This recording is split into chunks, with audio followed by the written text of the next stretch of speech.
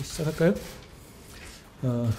오늘 제가 설명드릴 내용은 검사의 수사 개시 범죄 범위에 관한 규정의 개정안 관련한 건데요. 오늘 제가 기자님들께 설명드린 것 관련해서 좀 나쁜 소식은 이게 좀 길다는 거고요. 좋은 소식은 제가 말이 빠르다는 겁니다. 그러니까 마음 편하게 들어주시면 될 것 같습니다.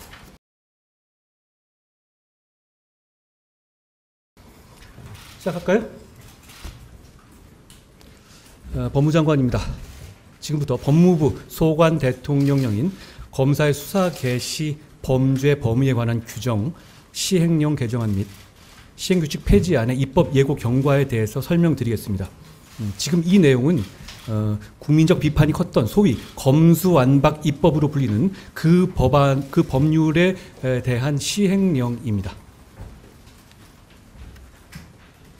차례는 보시는 바와 같습니다. 다음으로 넘어갈까요? 먼저 추진 배경에 대해서 제가 간단히 설명드리겠습니다. 지난 5월 9일 검사가 수사를 개시할 수 있는 범죄의 범위와 관련된 검찰청법 제4조 제1항 1호 가목이 개정돼서 오는 9월 10일 시행을 앞두고 있습니다. 이 법이 제가 아까 말씀드린 것처럼 소위 검수완박 입법이죠. 이에 법무부는 개정법의 시행을 위해서 필요한 하위 법령을 법 체계에 맞게 정비하는 한편 현행 법령의 시행 과정에서 확인된 수사 지연이나 국가 범죄 대응 역량의 약화와 같은 부작용과 그로 인한 국민의 피해를 법률의 위임 범위 내에서 최소화하는 방향으로 개정안을 마련했습니다. 참고로 화면에 보시는 바와 같이 현재 수사 지연으로 인한 국민 피해가 심각한 상황이고요. 저건 이제 변협의 이 자료입니다. 73.5%의 사건 관계인이 수사가 지연되고 있다고 느끼고 있습니다. 그리고 2021년 현행 법령 시행을 전후해서 부패 범죄의 수사가 큰 폭으로 감소하였음을 통계적으로 확인할 수 있습니다. 다음으로 넘어갈까요? 다음으로 개정법상 검사의 수사 개시 규정 내용에 대해서 설명드리겠습니다. 검찰청법은 부패범죄, 경제범죄 등 대통령령으로 정하는 중요범죄라고 규정하고 있습니다. 그래서 중요범죄의 구체적인 범위를 정부가 대통령령을 통해서 설정하도록 위임하고 있습니다. 참고로 우리 헌법과 형사소송법을 비롯한 다수의 법률에서는 이와 유사한 방식의 규정을 하고 있는데요. 예시적 열거와 함께 구체적인 내용을 하위 법령에 위임하는 규정 방식을 채택하고 있고요. 이건 상당히 흔하고 일반적인 규정 방식입니다. 그러니까 해석도 역시 같은 방식으로 되어야 되겠죠. 예를 들어 보겠습니다. 헌법 제12조 제5항은 체포, 구속 통제 상대방에 관해서 가족을 포함한 구체적인 통제 상대방을 법률에서 구체화하도록 위임하고 있고 그 위임에 따라서 형사소송법 제200조의 6에서 그 헌법이 얘기하고 있는 등의 범위를 정해서 변호인이나 법정 대리인 등 헌법이 열거하지 않은 통지 상대방을 구체화하고 있음을 확인할 수 있습니다. 다시 한번 앞에 볼까요? 7로 다시 가볼까요? 무슨 취지냐면 저 취지가 체포 또는 구속을 당한 자의 가족 등 이렇게 돼 있죠. 그런데 그 취지가 저 앞쪽에 예시하고 있는 것에 한정하고 있는 취지는 당연히 아니라는 겁니다. 그렇기 때문에 형사소송법에서는 저 앞쪽에 예시하고 있는 사람들 외에 변호인 등도 이 하위 법령에서 구체화하고 있는 것이죠. 저희도 그러니까 법률에서 규정하는 내용이 예시와 위임이기 때문에 대통령령에서 그 범위를 정할 수 있는 겁니다.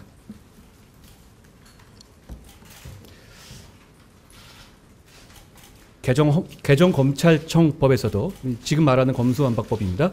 하위 법령인 대통령령에서 중요 범죄의 구체적인 범위를 정하도록 위임하였다는 취지인 분명합니다. 문구가 똑같죠? 국회가 만든 법률이 그렇게 돼 있는 건데 그 법률대로 하는 것을 뭐 시행령으로 법률을 무력화한다는 식으로 얘기하는 것은 법에도 맞지 않고 상식에도 맞지 않는 이야기입니다. 그리고 2019년 12월 검찰청법의 개정 당시 이런 방식, 그러니까 6대 범죄 등으로 이제 규정하기 시작한 처음의 범죄죠. 그 당시에 국회에서 스스로 밝힌 수정 이유를 한번 보겠습니다. 그때 뭐라고 말하고 있냐면, 그 외 검사의 직접 수사 개시 범위를 대통령령으로 정하도록 하여 구체적 타당성을 갖추도록 함이라고 명시하고 있죠. 지금 규정 방식은 2019년과 지금의 검수완박법이 다른 방식을 취하고 있지 않습니다. 똑같죠. 앞에를 6개를 예시해놨느냐 2개를 예시해놨느냐의 차이일 뿐입니다. 9번 넘어가 줄까요?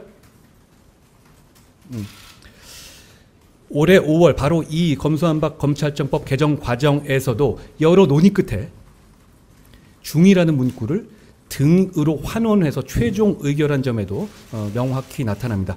법사위에서는 처음에 중으로 법안을 만들었죠. 그러니까 그 2개에 한해서 대통령령으로 정하라는 취지로 만든 것이었습니다. 그런데 정작 본회의에서는 중이 다시 등으로 수정해서 의결됐습니다. 그러니까 그 의미를 혼동한 것도 아니라는 것이 속기록을 봐도 분명히 드러납니다. 법을 해석함에 있어서 법 문헌을 넘어서는 입법 취지라는 것은 법 이론상 있을 수 없습니다.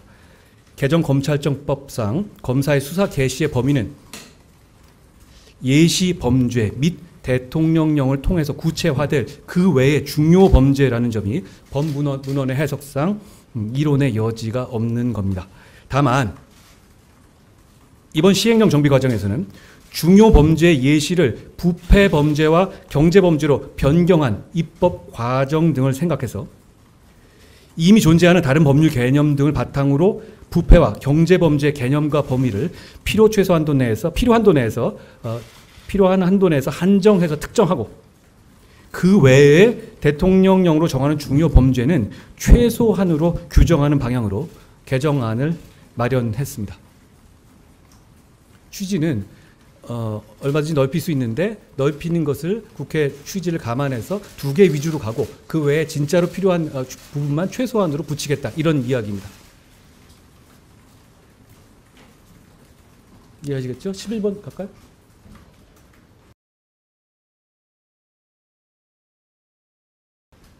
이어서 개정안의 구체적인 내용에 대해서 말씀드리겠습니다. 보도자료에 상세히 나와 있는 부분이 한데요. 지금 어차피 읽으실 시간이 잘 없을 테니까 제가 한번 설명드릴게요. 먼저 검사의 수사가 가능한 중요 범죄의 유형이 부패 범죄, 경제 범죄 등으로 변경됨에 따라서 국민들께서 납득하실 수 있는 부패 범죄, 경제 범죄 정의 규정을 마련했습니다. 그리고 이에 해당하는 구체적 범죄들을 별표를 활용해서 명확하게 특정했습니다. 기존에는 부패 범죄가 뭐냐, 경제 범죄가 뭐냐, 이런 거에 대해서 정의 규정조차 없었거든요. 근데 이거 굉장히 모호한 개념이라는 거 이해하시겠죠? 저희는 이 모호한 개념을 어떻게 구체화했냐면 기존에 있는 법률을 법률상의 개념을 많이 원용했습니다. 예를 들어서 기존에 있는 법률이라든가 개념 중에서 부패 행위, 부패 범죄라고 하는 규정들이 있습니다. 거기에 포섭되는 부분들을 가져오는 방식으로 규정했다는 취지입니다. 설명드리겠습니다. 현행의 기존 시행령, 지금 현재 시행령이 부패 범죄나 경제 범죄에 대해서 합리적인 기준 없이 자의적으로 수사 대상 개시 범죄를 과도하게 제한하고 있습니다. 그런 반면에 저희 개정안에서는 이미 존재하고 있는 법령상의 부패, 경제 개념 등을 바탕으로 부패, 경제 범죄 유형에 해당하는 범죄들을 면밀히 검토해서 새로 시행될 법 체계에 맞게 개정안을 마련했습니다. 13번 갈까요? 부패 범죄의 경우에 부패 재산 몰수 특례법, 이게 우리 법이거든요. 몰수에 관한 건데 이 뜻은 이제 부패 재산이라는 부패 범죄에 쓰인 재산을 몰수한다는 그런 법이죠. 여기에 규정된 전통적인 부패 범죄를 비롯해서 직권남용 등 공무원의 직무와 관련된 부패 범죄와 청탁금지법 위반 등 공직자의 청렴 의무 위반 범죄, 불법적인 이익이 결부된 선거 관련 범죄, 각종 보조금 관련 범죄, 그리고 범죄 수익이나 자금 세탁과 관련된 범죄 등을 포함했습니다.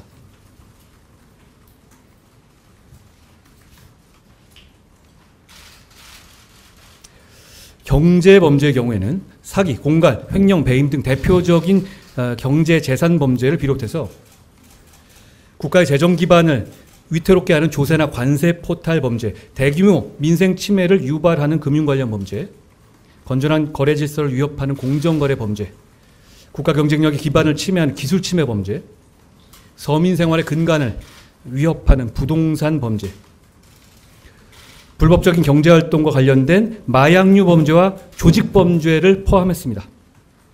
마약류 범죄와 조직범죄에 대해서 제가 말씀드리겠습니다.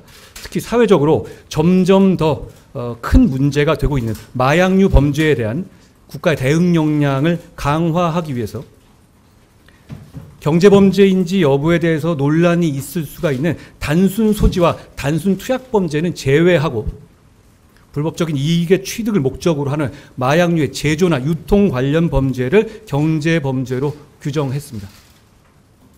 마약의 제조, 밀매 등이 그것입니다.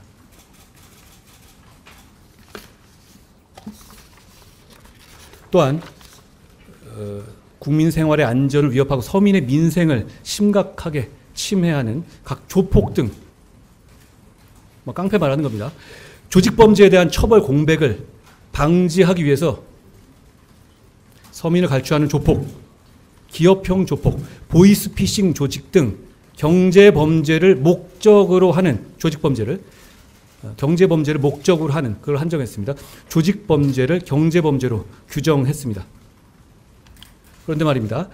마약 밀매와 조폭을 검찰이 열심히 수사하면 안 될 공익이 있는지 한번 생각나시는 게 있는지 한번 생각해 봐 주십시오. 저는 없다고 생각합니다. 상식 있는 국민들께서도 없다고 생각하실 거라고 저는 확신합니다. 15번 갈까요? 한편 기존에 공직자 범죄, 선거 범죄 등으로 분류되어 있던 범죄들이 있죠. 그 범죄들은 입법 과정을 지금 이 검수완박 입법의 입법 과정을 감안해서 부패 경제 범죄로 명확하게 포섭되는 중대 범죄에 한해서 부패 범죄나 경제 범죄로 재분류했습니다. 이 그림은 뭘 말하는 거냐면요. 어떤 범죄가 부패 범죄일 수도 있고 경제 범죄일 수도 있어요. 지금 우리 부패 범죄 몰수 특례법이라든가 이런 쪽에서는 횡령, 배임, 부패 범죄를 보거든요. 그렇지만 경제 범죄이기도 합니다. 이런 범죄는 개념 구조는 굉장히 많이 있죠. 또 예를 들어서 무슨 좀 뒤에 얘기하겠지만 방위산업 범죄 중에서도 방위산업 관련한 어떤 경제적인 이익을 빼내거나 거기 횡령이 일어나거나 그럼 경제 범죄나 부패 범죄에 포함되겠죠. 그러니까 여러 가지 교집합이 있을 수 있는 개념이라는 얘기입니다. 이 개념 분류 자체가. 그런데 아까 제가 초반에 말씀드린 것처럼 기본적으로 이 법은 대통령령이 중요 범죄를 판단해서 확장할 수 있도록 위임하고 있습니다. 그러니까 그 구분이 그렇게 굉장히 중요한 문제는 아닌 것이죠. 다만 저희는 입법 과정에서 있었던 여러 가지 논의들을 감안해서 가급적이면 부패 범죄와 경제 범죄를 재편입시키는 방향으로 그 취지를 나름대로 살렸다는 뜻입니다. 물론 여기에 한정하는 것은 아닙니다. 나중에 제가 설명드리겠지만 몇 가지 경우에서는 이 두 가지에 해당하지 않지만 저희가 중요 범죄로 판단해서 대통령령의 영으로서 확장하는 부분이 있습니다. 그 부분은 제가 좀 이따 설명드리겠습니다. 너무 빠른가요? 그냥 괜찮으세요? 이제 익숙해지실 거예요. 저는 못 봤거든요. 네. 근데 뭐 노력해 보겠습니다. 네. 하나의 죄가 두 가지 이상의 범죄 유형에 해당하는 경우는 그러니까 많다는 말씀이고요. 그렇기 때문에 기존의 부패, 경제 범죄 이외의 유형에 속하는 것으로 편의상 분류된 범죄도 그 본질적인 성격에 따라서 부패, 경제 범죄로 재분류했습니다. 그러니까 지금 있는 분류들이 그렇게 무조건 논리적으로 논리 필연적인 분류는 아닌 것이에요. 그러니까 무슨 뜻이냐면 뒤에 제가 설명도 하겠지만 직권남용 같은 경우 지금 공직자 범죄로 들어가 있잖아요. 그런데 그거 지금 부패 범죄로 분류하고 있는 예가 굉장히 많아요. 2018년에 있었던 박상기 김부겸 합의에서 봐서도 부패 범죄 범위 내에 직권남용을 포함하고 있죠. 자, 설명드리겠습니다. 16번 갈까요? 예를 들어서 말이 나왔으니까 직권남용죄를 볼게요. 공무원이 권한을 남용해서 직무수행의 공정을 침해하는 범죄가 직권남용 범죄이죠. 본질적으로 이 범죄는 공직자가 범한 부패 범죄의 성격을 갖고 있기 때문에 개정안에서는 부패 범죄로 규정하고 있습니다. 현대의 부패 범죄는 큰 틀로 봐서는 돈을 받는 뇌물과 공직자가 공직을 팔아먹거나 공직을 남용하는 직권남용의 양대 축으로 운용됩니다. 그러니까 그 직권남용이 공직자 범죄이기도 하지만 부패 범죄에 해당하는 것에서는 저는 다른 특별한 불만이 없을 거라고 생각합니다. 자, 이건 그런데 이렇게 제가 자의적으로 뇌피셜로 판단한 게 아니고요.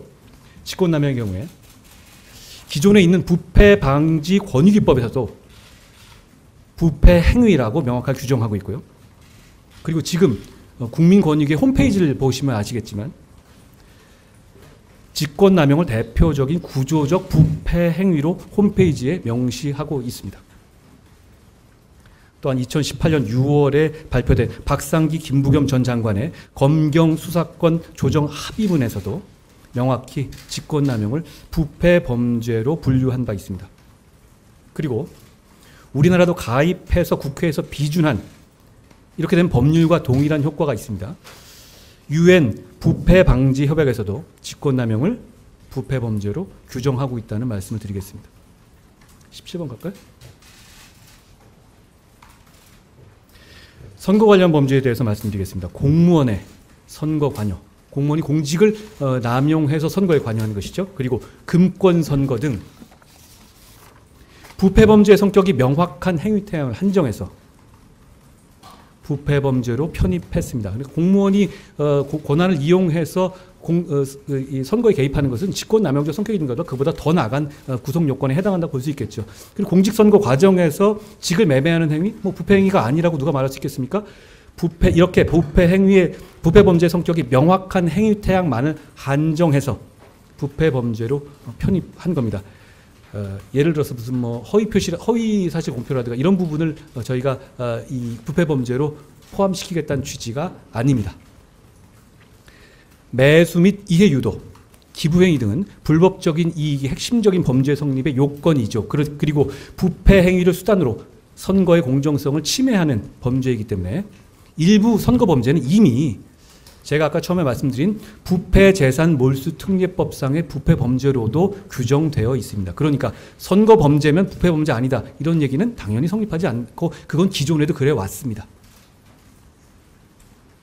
그리고 소위 말하는 그 검수완박법의 취지가 선거 범죄는 무조건 처벌받지 않을까요? 검찰 수사 받지 않을까요? 저는 그런 의미로 해석되지는 않습니다. 설마 그렇게 만들었겠습니까? 18번 가시죠. 다시 한번 17로 봐줄래요? 다 했죠. 18 갑시다. 또한 기본적으로 방위산업범죄의 일종이라고 할 수 있는 방위산업기술보호법 위반의 경우에도 방위산업이라는 경제 분야에서 어떻게 보면 경제 분야를 굉장히 좁혀서 말하는 것이죠. 기술 유출을 통해서 불법적인 이익을 취득하는 범죄로서 경제 범죄의 성격을 겸해서 가지고 있습니다. 새 법이 방위산업에 관해서만 경제 범죄가 되는데도 불구하고 검찰이 수사를 하지 말아야 한다. 중요 범죄가 아니다. 이런 규정은 아니지 않겠습니까? 경제 범죄의 성격을 같이 공유하고 있습니다. 그렇기 때문에 저희는 경제 범죄로 규정했습니다. 참고로 다시 한번 말씀드리지만 이런 범분류는 상위법인 법률의 위임 내에서 아까 말씀드린 것처럼 기본적으로 중요 범죄의 범위를 대통령에 위임한 기본 하에서 말씀드리는 겁니다. 법 체계에 맞게 하위 법령을 정비하는 것이고 법률의 위임 범위를 벗어나서 수사 범위를 확대하는 것이 전혀 아니라는 점을 다시 한번 말씀드리겠습니다. 다음으로 법률에서 지금까지 말씀드린 건 저희가 부패범죄와 경제범죄의 카테고리에 집어넣은 부분을 말씀드린 거죠. 다만 아까 처음 말씀드렸지만 여기에 꼭 국한되지 않는다는 취지는 저희가 입장은 어떤 건 이해하시겠죠. 왜냐하면 법률이 명확하게 위임하고 있기 때문입니다. 이렇게 중요 범죄로 예시한 부패 경제범죄 이외에 저희가 중요 범죄로 대통령령에서 별도로 규정한 부분이 있습니다. 그것에 대해서 지금 말씀드리겠습니다.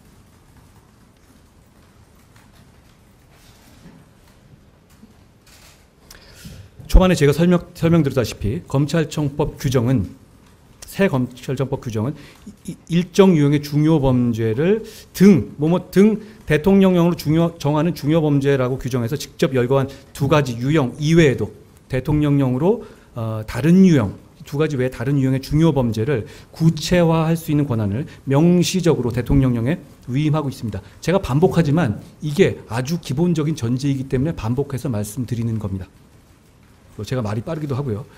이건 법률 문헌상에 논란의 여지가 없는 것이라는 점을 다시 한번 말씀드립니다. 다만 미리 말씀드렸다시피 역시 반복입니다만 입법 과정에 있었던 여러 가지 상황들을 감안해서 저희는 그 중요 범죄를 별도 범죄를 무한정 추가하는 방식으로 가는 것이 아니라 부패 범죄와 경제 범죄라는 예시 내에 최대한 재분류하는 방식으로 정리하고, 다만 보도자료에 보셨겠지만 사법 질서를 저하해야 하는 범죄, 그리고 개별 법률에서 검사에게만 고발이나 수사 일을 하도록 규정한 범죄만을 부패, 경제 범죄 이외에 중요 범죄로 별도 카테고리를 뽑아서 규정한 겁니다.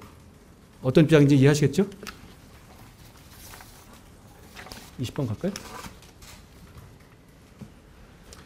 먼저 무고죄나 위증죄와 같이 국가의 사법 질서의 근간을 위협하는 범죄에 대한 처벌의 공백을 방지하기 위해서 사법질서 저해 범죄를 중요 범죄에 포함했습니다.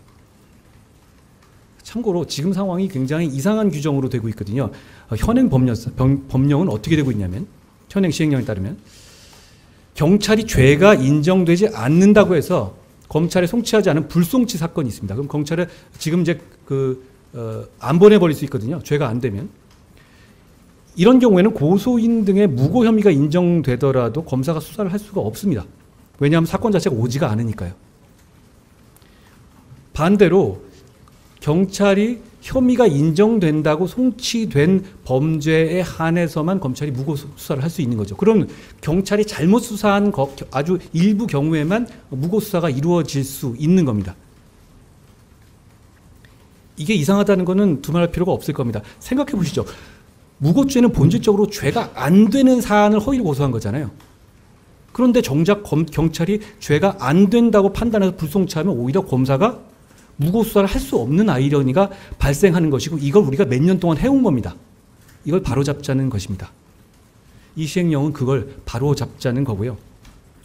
그리고 지금 대한민국에서 무고죄의 처벌에 큰 공백이 생기고 있다는 것은 단순히 제 추측이나 어떤 저만의 이런 판단이 아니고요. 여기 보시는 통계상으로도 명확하고 심각하게 무고죄 처벌 공백이 생기고 있습니다. 분명히 드라마틱하게 줄어들지 않습니까? 2021년을 기점으로 무고 인지의 건수가 드라마틱하게 쪼그라들고 있는 사실이 통계상으로 분명히 보이시죠?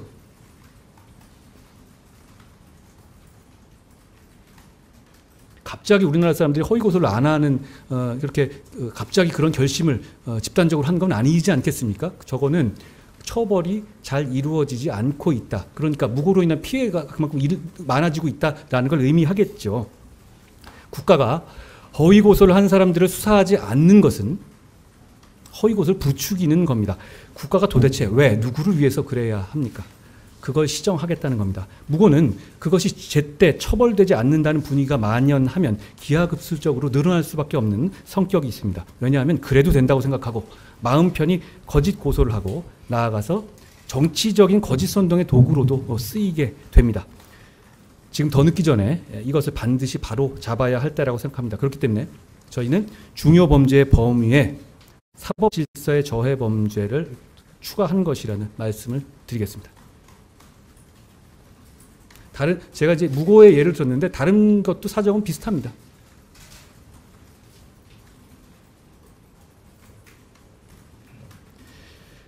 그리고 개별 법률에서 국가기관이 오직 검사, 검찰총장에게만 고발이나 수사 의뢰를 하도록 하고 있는 경우가 있습니다.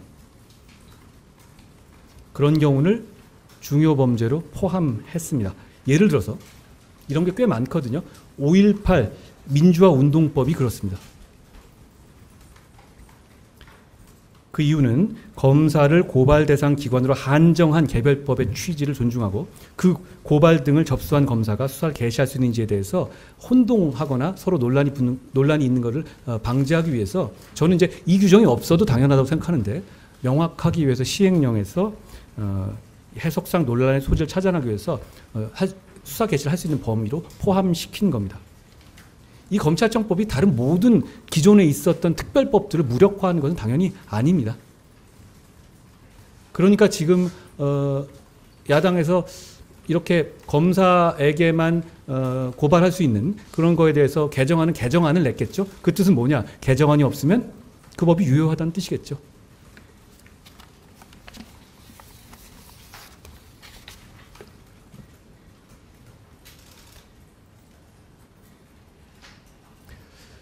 자, 다음으로 수사 중인 사건에 대한 검사의 관련 수사 범위를 규율한 직접 관련성 조항의 개정안에 대해서 말씀드리겠습니다. 좀 오래됐으니까 많이 잊어버리셨을 것 같은데요. 이게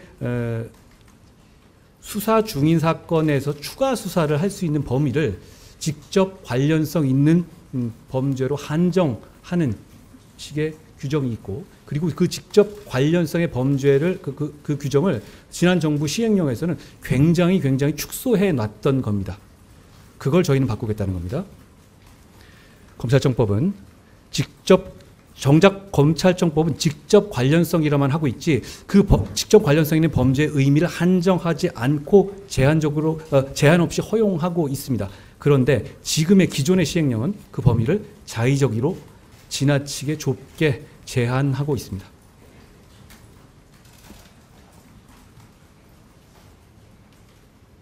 그 결과 여러 가지 문제점이 요 몇 년 동안 시행하는 동안 발생했는데요. 검사의 즉각적인 수사를 통해서 하나의 절차에서 이미 송치된 사건 중에서 신속한 종결이 가능한 사건까지 경찰에 보완 수사를 요구하거나 이송할 수밖에 없게 함으로써 부당한 절차 지연에 따른 심각한 인권 침해를 유발하고 있습니다. 예를 들어 보겠습니다.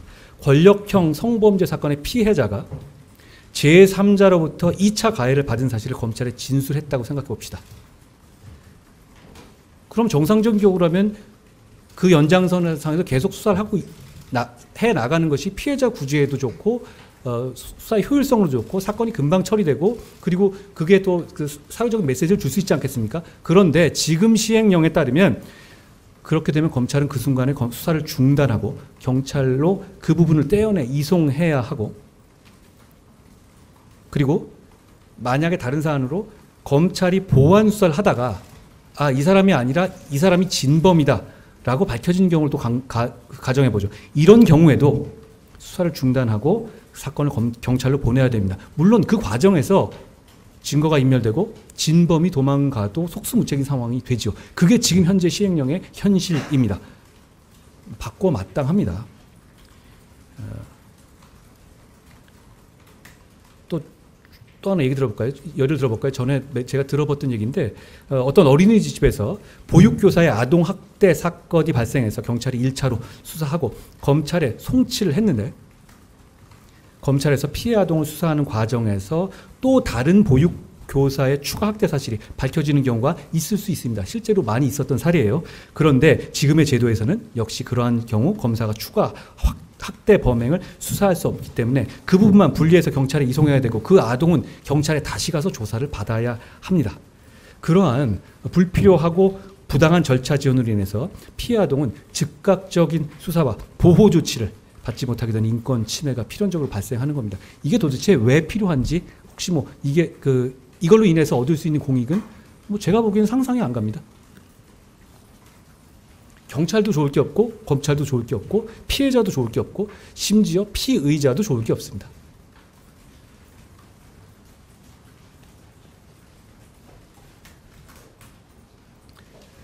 자, 이건 지금 저희가 문제의식인 거고요. 이런 국민의 피해를 최소화하기 위해서 이미 수사가 진행 중인 사건, 이미 진행 중인 사건이니까 개시된 사건을 말하는 게 아니에요. 그러니까 여기서 더 추가 수사하는 범인이 그렇게까지 협소하게 볼 이익이 없거든요. 그러니까 이미 수사가 진행 중인 사건과 범인, 범죄 사실, 증거가 공통되는 관련 사건은 기존 사건의 연장선상에서 검사가 계속 수사할 수 있도록 범위를 합리적으로 조정하는 방향으로 개정안을 마련했습니다. 다만 여기에 대해서 우려를 제기한 분이 많이 있었는데, 그럴 경우에 우려하실 수 있는 자의적인 수사 확대를 방지하는 장치로서 형사소송법 제198조 사항의 별건 수사 금지 조항을 원용해서 그런 우려를 불식시키도록 조치하였습니다. 그러니까 지금 이 직접 관련성 조항은 그 별건 수사를 막자는 취지에서 만든 거기 때문에 그 규정을 원용하는 정도로도 충분히 우려, 그 기존의 법이 갖고 있는 우려를 실현할 수 있기 때문에 저희는 그 법을 그냥 원용한 겁니다.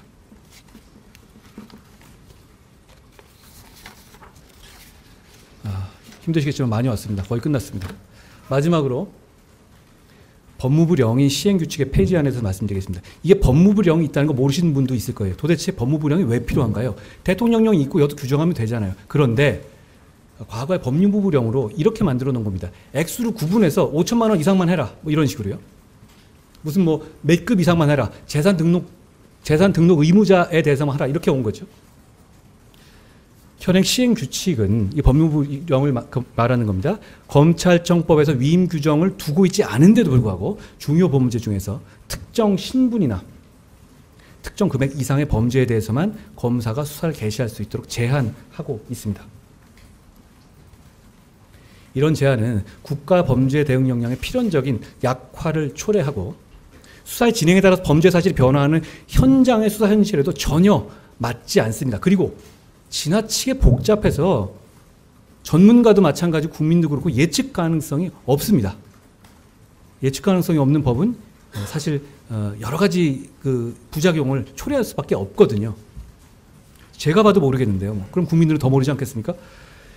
예를 들어서 현행 제도상에서 보면 만약에 검사가 이거 5천만 원짜리 사건이다 라고 생각하고 수사 착수했는데 수사해보니까 500만 원이다. 이런 경우 어떻게 해야 됩니까?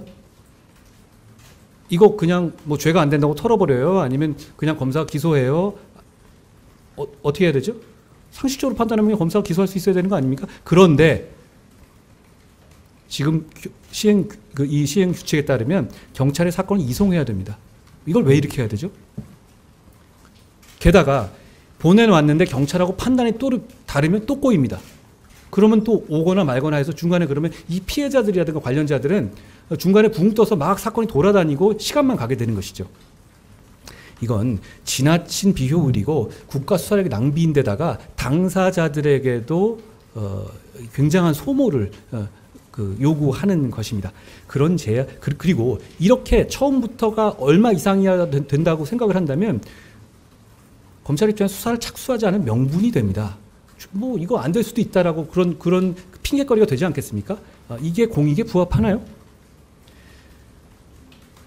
수사의 속성상 처음에는 되게 적은 액수에서 수사가 개시돼서 큰 액수로 발전하는 것 아니겠어요? 예를 들어서 500만 원짜리 범죄를 수사하다가 50억 범죄가 되는 겁니다. 그런데 지금 이 시행령은 아예 50억이 아니면 가지 말아라는 거잖아요. 500만 원 가지고 따라가지 말라는 거잖아요. 도대체 왜 이래야 하는 거죠? 이거는 제가 보기에는 필요성이 뭔지도 모르겠고 이 제안을 통해서 얻을 수 있는 공익이 뭔지 저는 떠오르지 않습니다. 혹시 아시면 말씀해 주시면 저희가 참고하겠습니다. 입법 예고기관이니까 뭐 이 부분에 대해서 말씀하실 부분이 있으면 뭐 저희는 말씀 듣고 진지하게 경청할 용의가 있습니다. 이 결과 어떻게 되냐면 이렇게 이제 수사의 초기부터 범죄의 전모가 드러나는 경우는 오히려 드물잖아요.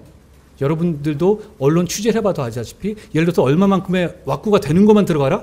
그거 되겠어요? 하다가 늘어나는 거지. 그러면 그렇게 되면 어떻게 되겠습니까? 아예 보고를 안 하겠죠. 이만큼이 안 되는데 그럼 위에서는 잘라먹을 모티브가 확실히 생기는 거잖아요. 이러니까 뭐 이런다. 근데 이런 핑계거리를 서로 간에 공유하면서 복잡하게 만들 필요가 전혀 없는 겁니다. 이와 같이 수사의 초기부터 범죄의 전모가 드러나는 경우는 드물기 때문에 금액이나 신분으로, 예를 들어서 신분이 낮은 사람으로 출발하다 보면 그 사람이 상납한 돈이 나오는 거지 갑자기 그러면 3급 이상이 갑자기 턱 튀어나옵니까? 그런 사건이 있나요? 제가 20여 년간 해봤지만 저는 그런 걸 못 봤거든요. 그런데 제가 못 본 식의 유형을 기준으로 설정한다는 것 자체가 이러다 보니까 어떤 결과가 나오냐. 이 뇌물사범의 구속 현황을 보십시오. 이 추이가 우연일 수는 없잖아요. 드라마틱하게 줄어들고 있죠. 최근에 몇 년간에 의미 있는 뇌물 사건으로 누가 구속되거나 누가 실제로 수감되는 걸 보신 적 있으십니까? 보통 기자분들께서 그 법조에 취재하잖아요. 별로 없죠. 제가 기억이 안 납니다. 그런데 그게 갑자기 대한민국이 갑자기 부패가 사라진 겁니까? 그럴 리는 없지 않겠습니까? 처벌과 수사가 제대로 되지 않고 있는 겁니다. 이렇게 되면 부패 수사는 더욱 쪼그라들게 될 거고요. 사회적 강자의 범죄는 처벌받지 않고 방치될 거고, 범죄를 저지르고도 처벌을 면한 그 범죄자는 서민과 약자를 더욱 착취하게 될 겁니다. 저희는 그것을 막고 국민들을 범죄로부터 최대한 보호하는 방안을 만들기 위해서 이 시행령과 지금 이 시행규칙의 폐지안을 만든 것이라는 말씀을 사적으로 드리겠습니다. 그리고 아까 처음 말씀드린 것처럼 대통령령이 있는데 별도로 법무부령을 만들어야 될 특별한 이유가 없어요. 필요하면 이 규정을 넣고 싶다면 대통령령에 넣으면 됩니다. 그게 뭐가 다른가요? 그런데 굳이 한 단계 낮춰서 법무부령을 만든 다음에 거기서 액수 규정을 만든다? 이건 기술적으로도 맞지 않고 이게 있어야 될 필요성도 없습니다.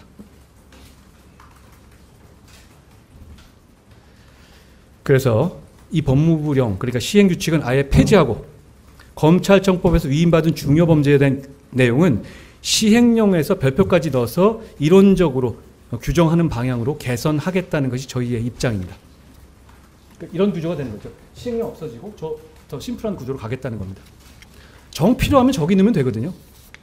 그리고 그 개정하는 절차도 별로 크게 다르지 않아요. 대통령령 국무회의에서 의결하면 되는 것이고, 국무회의에 통과될 정도의 규정이어야죠. 형사 사법 시스템을 변경하는 규정인데 그걸 법무부령으로 이렇게 핵심적인 내용을 바꾼다? 그건 이상한 겁니다. 법무부령은 제가 그냥 바꾸면 되는 건데요.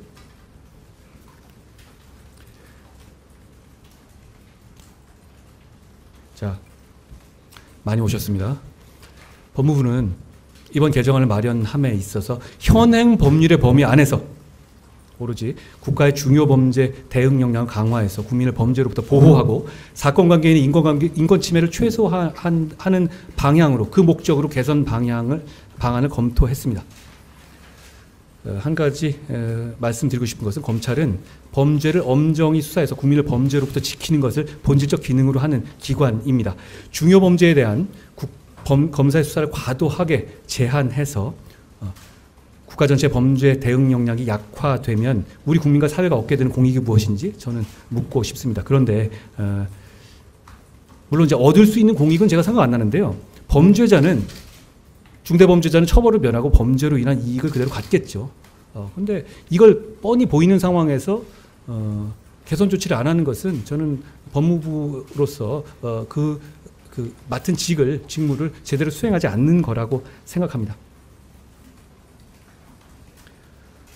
이거는 입법 예고를 하는 것에 설명을 드린 겁니다. 조금 복잡하고 길잖아요. 그런데다가 옛날에 있었던 히스토리가 좀 복잡했었으니까 제가 설명을 드리는 게 국민들께서도 이해가 편하실 것 같아서 설명을 드린 거고요. 앞으로 이 시행령 개정안에 대해서 입법 예고나 의견 조회를 통해서 사회 각계의 의견을 폭넓게 청취하고 주시는 의견들을 진지하게 경청할 겁니다. 그래서 9월 10일 개정법이 시행돼서 그로 인해서 발생할 수 있는 국가적 범죄 대응 공백이나 국민 피해가 최소화될 수 있도록 제도 보완과 법 시행 준비에 만전을 기하겠습니다. 일각에서는 이거 저희가 권한쟁의 심판을 청구해뒀잖아요. 저희가 이제 위헌이고 무효다라고 해서 해놨는데 이렇게 준비하는 이유가 뭐냐 이렇게 물을 수도 있는데요. 위헌 결정이 나기 전까지 이 법이 시행되었을 경우에 나올 수 있는 법의 공백과 국민의 피해를 최소화하기 위해서 만전을 기하는 것도 법무부의 임무입니다. 그런 차원으로 이해해 주시면 될 것 같고요. 새 검찰청법이 9월 10일부터 시행되면 국민들께서 피부에 와닿는 직접적인 영향이 있을 겁니다. 남의 얘기가 아닌 법이죠. 그렇기 때문에, 왜냐하면 형사사법 시스템에 관한 것이니까요. 그렇기 때문에 국민 여러분들께서 이 법에 대비해서 정부가 준비하고 있는 시행령안에 대해서 많은 관심과 조언을 해 주시기를 저희는 간곡히 부탁드립니다. 제가 드릴 말씀은 여기까지입니다. 고맙습니다.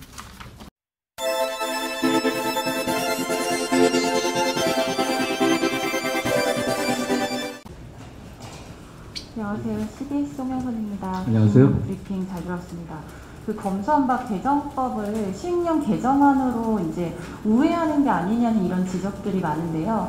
어떻게 생각하시는지 장관으로서랑 법률가로서 각각 얘기해 주시면 감사하겠고요. 하나 답 드리고 하나 더. 장관으로서와 법률가로서의 제 대답은 같습니다. 정확하게. 시행령을 만든다는 건요, 법률의 집행을 투명하고 객관적인 기준에 따라 하겠다는 의지입니다. 시행령을 만들지 않고 법률을 집행할 수도 있죠. 그런데 그 기준을 저희가 투명하고 객관적으로 공개하겠다는 취지다 이해해 주시면 좋겠고요.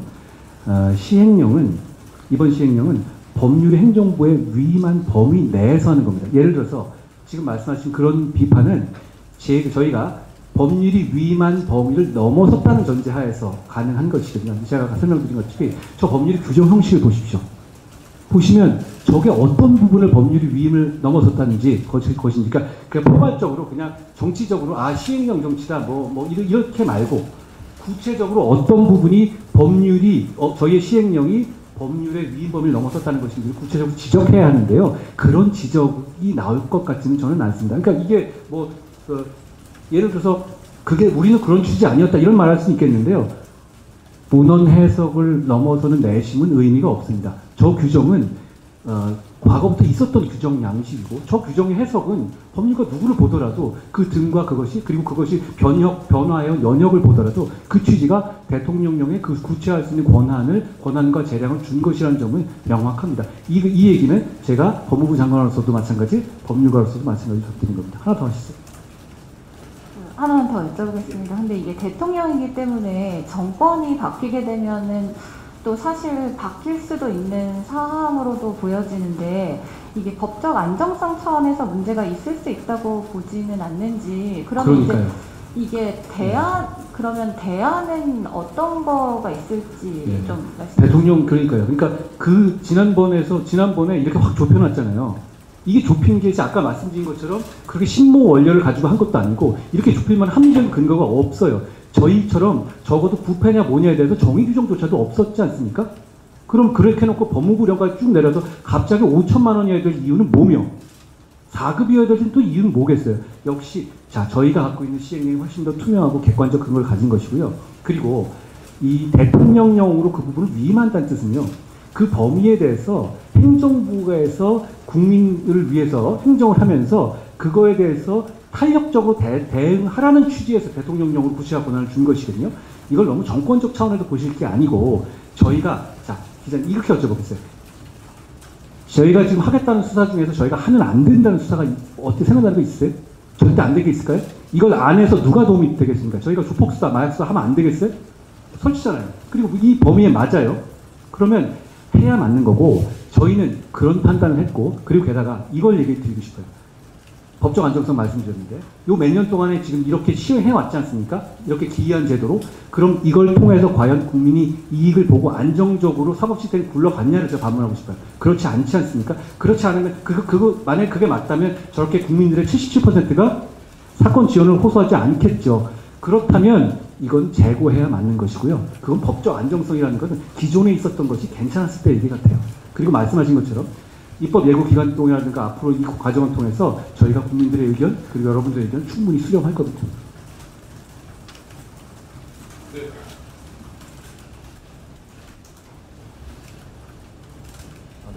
SBS 안인재 기자입니다. 안녕하세요.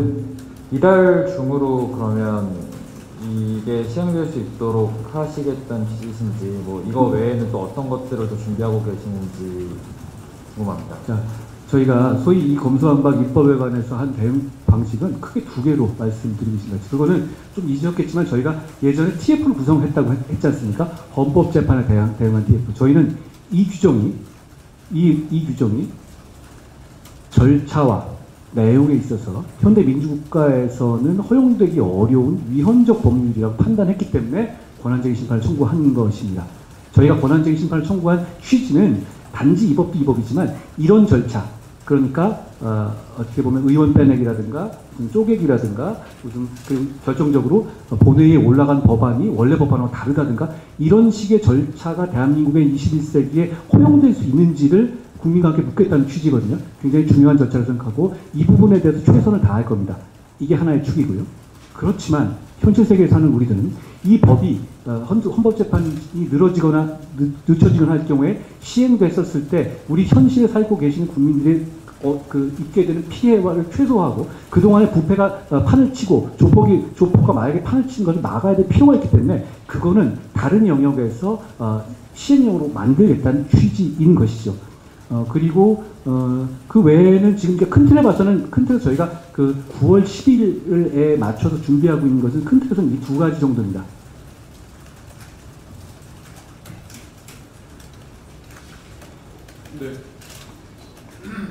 네, 저 채널A 구자중 기자입니다. 안녕하세요.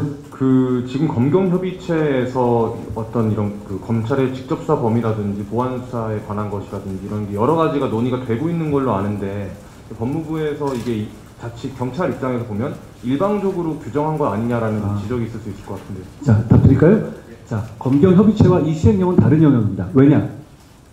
이건 검찰청법의 하위 규정으로 검사가 직접 수사를 하는 것에 대해 관련된 부분입니다.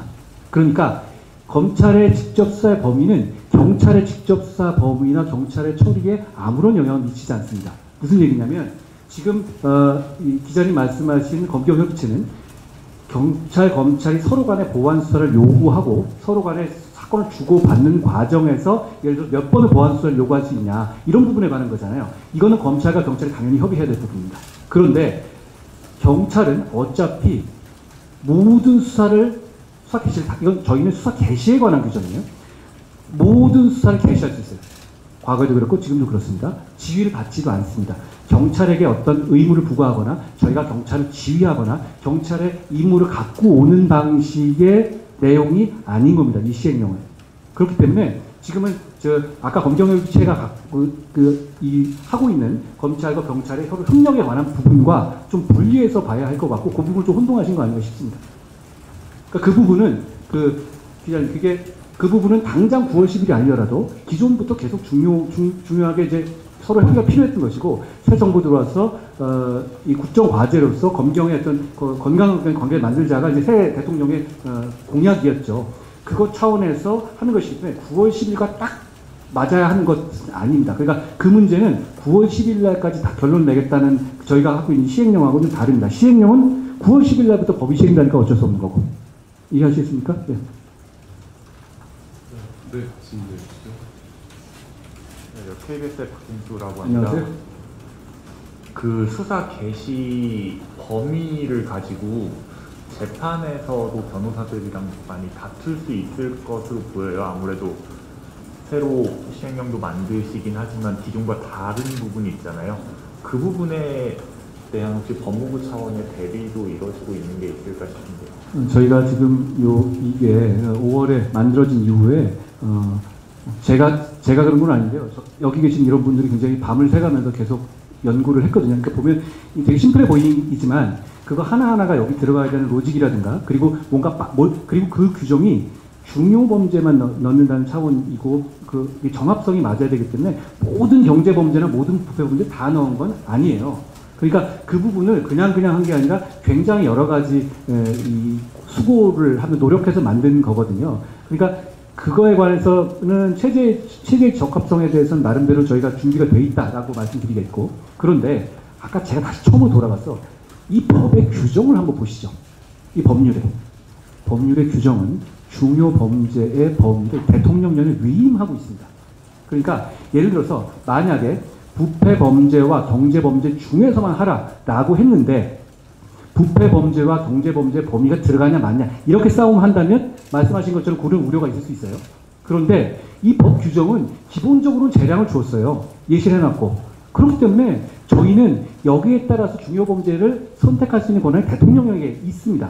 그렇기 때문에 이 부분이 법적으로, 그러니까 이게 만약에 오히려 지난 과거 이 지난 정부 안처럼 이게 엄청나게 줄여놨다. 그럼 예를 들어서 아까처럼 5천만 원이냐 500만 원이냐 그러면 이걸 어떻게 해석할 것이냐. 그러면 예를 들어서 처음에 들어갈 단계에서 일부러 그냥 정보 없이 5천만 원으로 출발했다. 그러면 그게 이 범위에 될 거냐 아니냐 이런 식으로 다툴 수는 있을 것 같아요. 그런데 이렇게 오히려 죄명으로 해놓고 심플하게 해놓고 이 범위에 대해서 이걸 명확하게 해석해 놓으면 오히려 이 범위는 넓어질 수 있는 거거든요. 규정상. 그렇기 때문에 저는 말씀하신 식의 법률에서 뭐 이걸 가지고 공소기각을 한다든가 이런 식의 논란은 실질적으로 생기지 않을 것 같습니다. 그 부분은 당연히 저희가 충분히 연구를 한 것이라는 말씀드리겠습니다.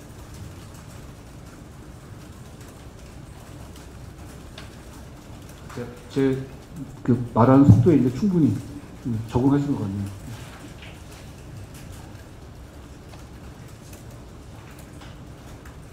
네, 추가 질문 없으시면은 하셔야겠습니다. 지금 제가 걱정되는 거는 처음 이제 검찰청법 개정돼서 6대 범죄로 줄었을 때도 이제 일반 시민들이 이거를 경찰에서 고소를 해야 되는지 검찰에 고소해야 되는지 혼란이 있었는데요. 그래서 이런 식의 이렇게 안내를 붙여놓고 이건 딴 데 가라 뭐 이런 식으로 했는데 지금 여기 이제 별표에 있는 범죄 유형을 보면은 일반인들이 이해하기는 조금 너무 복잡하게 돼 있어서 중복되는 문제를 어떻게 해결할지 하고요. 그리고 겹치는 질문인데 예를 들어서 하나의 사안을 놓고 시민단체에서는 경찰에 고소를 하고 피해자는 검찰에 고소를 해서 양쪽에서 수사가 동시에 이루어지면 어차피 기소는 검찰이 하니까 결국은 통합이 되는 건지 아니면 별개로 수사가 진행되는 건지 뭐 절차적인 해결 방법이 있으십니까? 좋은 질문인데요. 수기자님 잘 아시다시피 수사는 기소나 불기소를 위해 향해 가는 어떤 여정에 있는 것이죠. 결과적으로 수사와 기소가 분리될 수 없는 이유가 그겁니다. 기소라는 어떤 그 지점을 향해서 가기 위한 유기적으로 연결된 부분이거든요. 기소 판단 여부를. 그 과정에서는 지금 말씀하신 내용은 언제나 있어 왔습니다. 그러니까 과거에 검찰이 무제한적인 인지권을 갖고 있을 때도 역시 있어 왔던 일이고요. 그렇지만 그 문제는 저희가 이게 뭐 수학적인 문제가 아니라 이 국가기관은 기본적으로 막 서로 싸우는 것 같지만 기본적으로는 공의를 목적으로 하고 선의를 가지고 있어야 하는 기관이기 때문에 거기에 대한 선우라든가 누가 언제 얼마만큼 진행됐냐 이런 걸 보고 얼마든지 그거는 같이 얘기할 수 있는 부분이고 지금까지 그렇게 해결해왔고 과거에도 사실 그렇게 해결해왔습니다. 과거에도 무조건 우리가 검찰이니까 무조건 뺏어온다 이렇게 운영되지 않았잖아요. 그러니까 그런 식으로 지금 과거처럼 운영될 수 있을 부분이고요. 말씀드린 것처럼 오히려 엄청나게 좁혀놨을 때는 국민들께서 많이 호소되실 거예요. 그런데 한번 전체적으로 보십시오. 경제나 부패, 국민들이 일반적으로 경제나 부패라고 생각하실 부분들 대부분의 범죄는 포괄하고 있습니다. 그렇기 때문에 오히려 예측 가능성이 더 많다는 거죠. 예를 들어서 과거 같은 경우는 요 선을 넘어서서 과연 저희는 뭐냐면 가중규정 같은 거 다 넣어놨거든요. 사실 가중규정을 빼는 게 이상하잖아요. 똑같은 범죄인데 가중하는 범죄는 여기 안 들어갔다? 과거에는 그런 경우가 있었어요. 그러면 과거의 시행령에는 그러면 그거는 들어가는 거예요? 안 들어가는 거예요? 당연히 법률가로서는 들어가는 거지만 국민 안다고 판단하겠지만 국민들은 그렇게 안 볼 수 있거든요. 저희는 그런 부분에 대해서 이게 굉장히 많이 집어넣은 이유가 말로만 한 게 아니라 정의 규정을 해놓지만 실제로는 죄명별로 그걸 굉장히 특정을 해놓는 것이거든요. 그러니까 그걸 보시면 부패, 경제라고 일반적으로 생각하시는 범죄들 대부분은 들어간다. 이렇게 보시면 될 것 같습니다. 그리고 과거에도 검찰에 고소가 왔었을 때 그 뭐 경찰로 이송하거나 서로 간에 그런 경우는 많이 있지 않습니까? 그러니까 검경을 그렇게 뭐 대립관계라든가 경쟁관계라고 볼 건 아니고요. 사실 건강한 사법 민주국가라면 서로 간에 협력관계가 돼야 맞는 겁니다. 저희도 그러니까 그 차원에서 같이 서로 협력할 방법을 찾을 겁니다. 근데 이 부분은 아까 말씀드린 것처럼 경찰의 수사 범위를 줄이거나 경찰에게 뭐 지휘를 하거나 경찰에 부담을 지를 내용이 아니기 때문에 경찰의 수사 개시와는 상관없는 겁니다. 네, 안녕하세요. 저 뉴시스 김진아 기자라고 합니다. 안녕하세요. 정한님께서 말씀하신 게 그 법 시행 이후에 이제 국민들이 체감하는 피해가 있을 것이다라고 했는데 이제 어떤 부분을 좀 염두에 두고 계신 건지 하나 더. 그 지난 검수완박 국면에서 여러 가지 얘기가 나왔죠. 말하자면 이걸로 인해 가지고 그러니까 그 동안에 있었던 이제 요 법도 그렇지만요. 직접 관련성 있는 법으로 이제 축소되는 부분도 있고, 그리고 동일성 규정은 아직 살아 있거든요. 그리고 고발인의 경우 이의 신청이 허용되지 않는 부분도 있죠. 그러니까 그게 별거 아닌 것 같지만 숫자가 꽤 될 겁니다. 그리고 그걸로 인해서 생길 수 있는 루폴이 꽤 보일 거고요. 그러니까 이게 사법 시스템 자체를 좀 이 궤적을 바꾸는 그 성격을 가지고 있는 것은 분명합니다.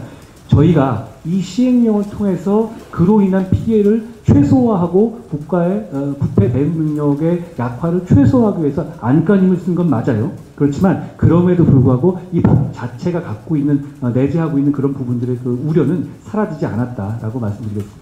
하나 더 여쭤보고 싶은데요. 그 교집, 그러니까 여러 범죄 성격을 띠는 교집합을 가진 그런 범죄들은 분류에 있어서 이제 논란이 될 여지는 없는 건가요? 그러니까 이렇죠. 예를 들어서 완전히 부패냐, 경제냐, 이거 아니면 아니다 라고 하는 구도라면 여기에 대해서 싸움이 있을 수 있습니다.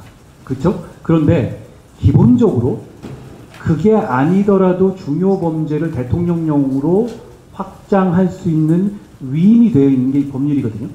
그렇기 때문에 이게 여기다 포함되든 여기다 포함되든 간에 실제로 효과가 다르지가 않고 그 기본적으로는 이걸 넓힐 수 있는 그 규정이 돼 있는데다 그게 명확성을 내서 이걸 하겠다라는 건 이 수사를 검찰이 할 수 있게 하겠다는 건 명확하잖아요. 그렇기 때문에 그 부분에서 이게 이쪽이냐라는 거는 그러니까 거기 보시면 횡령 배임 한번 보십시오. 그럼 별표에 부패 범죄에도 넣고 경제 범죄에도 넣었을 겁니다.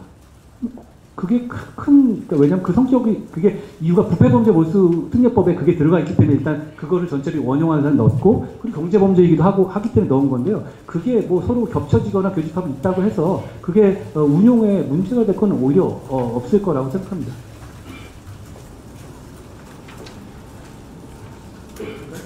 한두 개만 더 나눠보겠습니다. 네, MBN의 오재 기자입니다. 안녕하세요.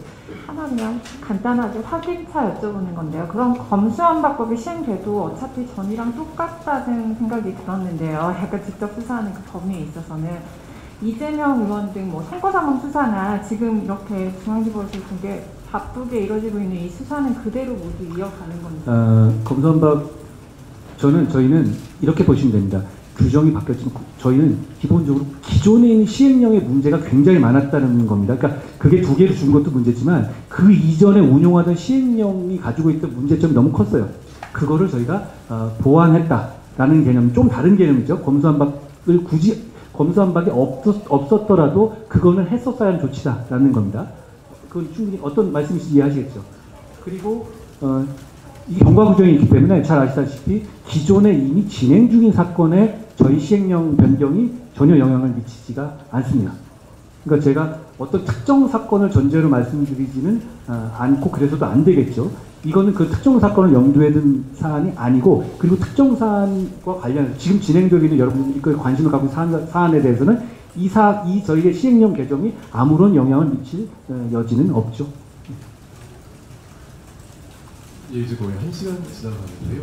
마지막으로 혹시 하나 정도만 더 모색하는데 없으시면 안 해도 됩니다. 없으시면 안 해도 됩니다. 예. 예, 그럼 없으시면 오랜만에 제가 왔는데 지금 또